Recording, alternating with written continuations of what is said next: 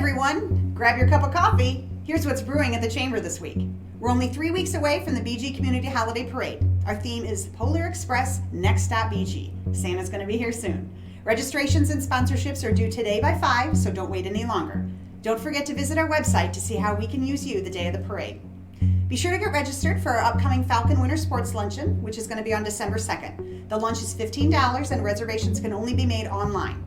We'll hear great stories from the coaches themselves, as well as messages from the city and Matt Schaff's State Farm office. Our social media campaign to promote Shop Small Saturday is in full force. Share what's going on with your small business. Let's get interactive. Go to our website for more details on how you can win a Shop Small Saturday marketing package. Come out to the Wood County Historical Center and Museum for our next business briefing and brew on Wednesday, November 13th at 8 a.m. They will be talking about their upcoming gala fundraiser and other events that are in the works. Remember, if you have any questions, check out our November calendar or visit our website. And as always, think BG.